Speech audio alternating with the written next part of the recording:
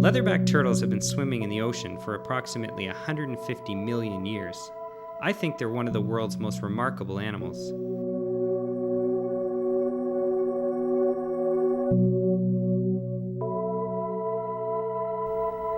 My name is Mike James, and I'm the director of the Nova Scotia Leatherback Turtle Working Group. Since 1997, with the help of commercial fishermen, tour boat operators, and coastal community members, we've been working to conserve this amazing reptile. In this video, you'll learn more about leatherbacks and what you can do to help when you find them dead or alive at sea. The leatherback is one of the largest reptiles in the world.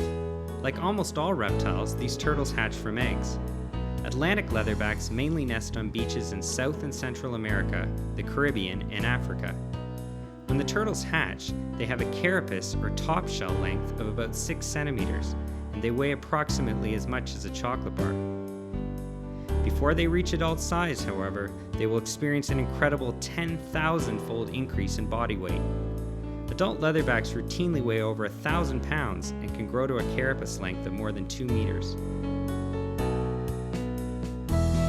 Leatherbacks are easy to identify, not only because of their size, but also because they are covered in a leathery, bluish-black skin, and they have 7 prominent ridges running the length of their shell. Some people say their shell looks a bit like an overturned dory. From a distance, some people confuse a leatherback's large head with that of a gray seal. Unlike a seal, however, each leatherback has a unique pink spot on the top of its head. Leatherbacks are also powerful swimmers, and they journey thousands of kilometers from waters off nesting beaches to northern latitudes like Canada's east coast. Many turtles complete round-trip migrations of over 12,000 kilometers within the space of a year. Why do leatherbacks swim all the way to Atlantic Canada? They're here to feed on jellyfish, their principal prey. Jellyfish are abundant off our coast during the summer and fall, the same time leatherbacks are here.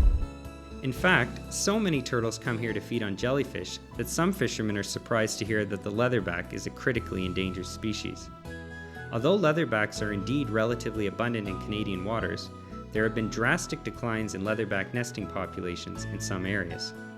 Sea turtle biologists now believe that the population of leatherback turtles in the Pacific Ocean may be facing extinction within a few decades.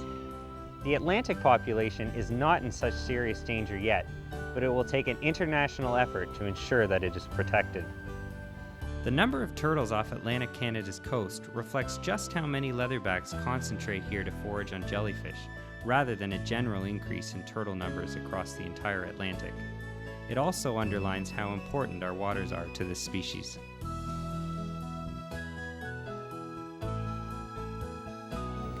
As you might already know, the Nova Scotia Leatherback Turtle Working Group has a turtle tagging program. You may have heard about the satellite-linked transmitters we place on turtles to allow us to follow where they go in the ocean and to study their diving behavior. We also tag animals in a simpler way on their rear flippers using tags like these. Researchers around the world use these tags to identify the leatherback turtles they work with. We have found turtles off Nova Scotia with tags on them from places like Trinidad, Costa Rica, Panama, and Suriname. And researchers on nesting beaches in those countries have found turtles that we have tagged off the coast of Nova Scotia. These tag recoveries have taught us about the origins of leatherbacks found in Canadian waters. In some cases, we've also been able to determine other interesting information from the tags, like how long it takes turtles to migrate to Canadian waters from their nesting areas. In September 2003, for example, we found a turtle feeding off Cape Breton Island that had been flipper tagged only 5 months earlier in Trinidad.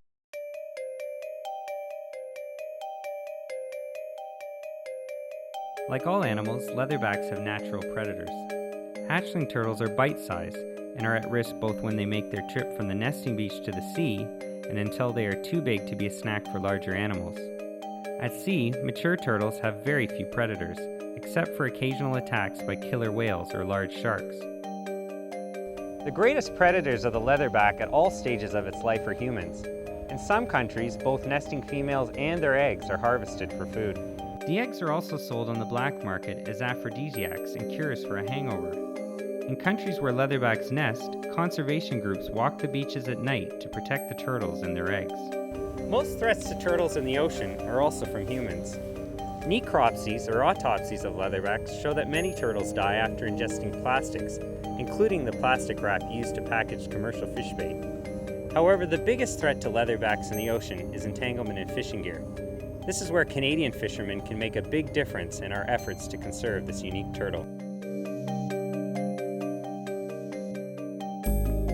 Leatherbacks are prone to becoming accidentally entangled in the floating and vertical ropes associated with fixed gear fisheries, including buoy lines, mooring lines, and ropes connecting buoys to high flyers.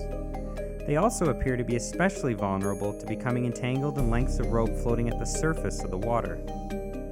Leatherbacks are nearly always entangled in the same way, with turns of rope around one or both of their front flippers and occasionally also around the neck. This kind of entanglement can cause serious injury to the turtle, including extreme chafing or even a loss of blood flow that is so severe the turtle will later lose the flipper altogether. Although leatherbacks spend the vast majority of their lives at sea, they breathe air, so the worst outcome for an entangled turtle is drowning. Even when entangled at depth, leatherbacks are sometimes strong enough to swim to the surface of the water to breathe for a short period of time.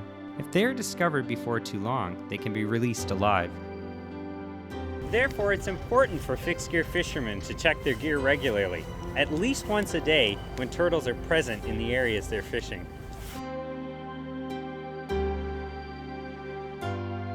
If the proper steps are taken to clear leatherbacks of gear, we expect that many of them will recover from entanglements. If a turtle isn't completely cleared of gear, its movements are likely to be impaired, as is its feeding ability. It is also at serious risk of infection. Any of these situations can result in a slow and painful death. Turtles released with some lines still attached are also more vulnerable to becoming entangled again.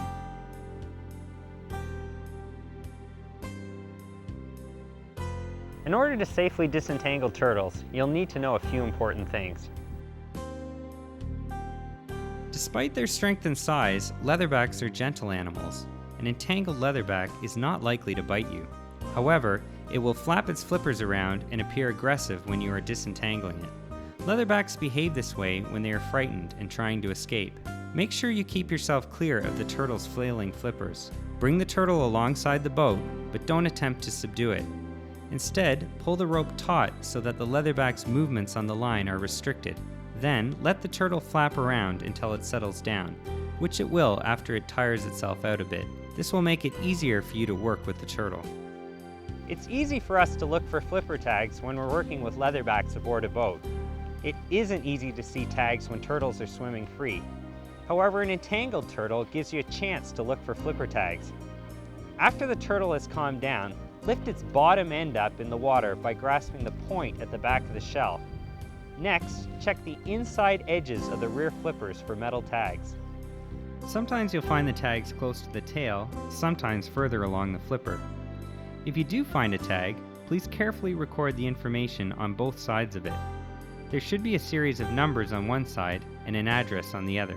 Then, call us on our toll-free phone line. We will be sure to share all of the information we learn about the turtle with you. Now it is time to clear the turtle of gear. Normally you'll need more than one person to help. Most of the time, the rope is so tightly wound around the flipper that it isn't possible to cut the line off of the turtle directly. Instead, you'll need to cut and then unwind the rope. Make sure that before you cut the fixed line leading to the turtle, you keep a hold of the other so the turtle doesn't take off with some of the gear as soon as it is free at one end. Then, carefully unwind the remaining line from the animal, making sure to get all of it cleared.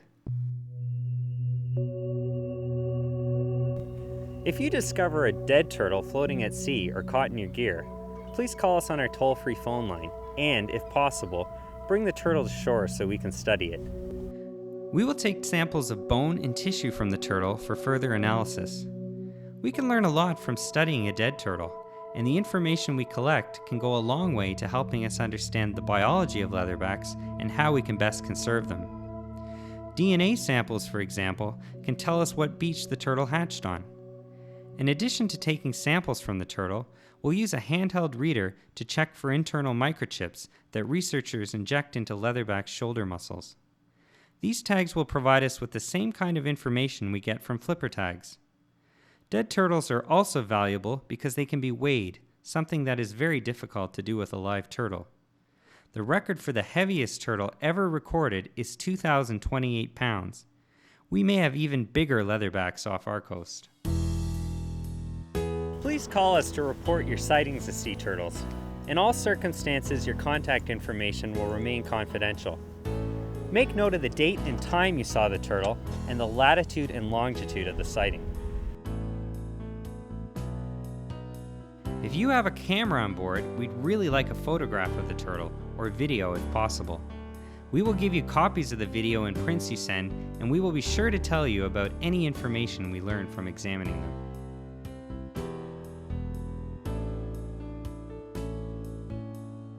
The volunteer fishermen who have helped us have made an enormous contribution to improving our understanding of the biology of these amazing turtles and to conserving them in the Atlantic Ocean.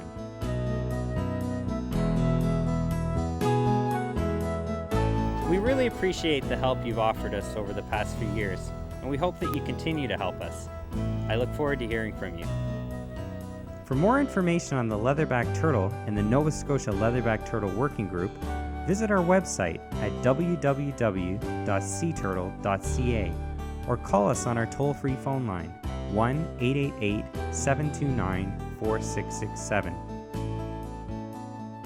You can reach us 24 hours a day for assistance in handling entangled leatherbacks.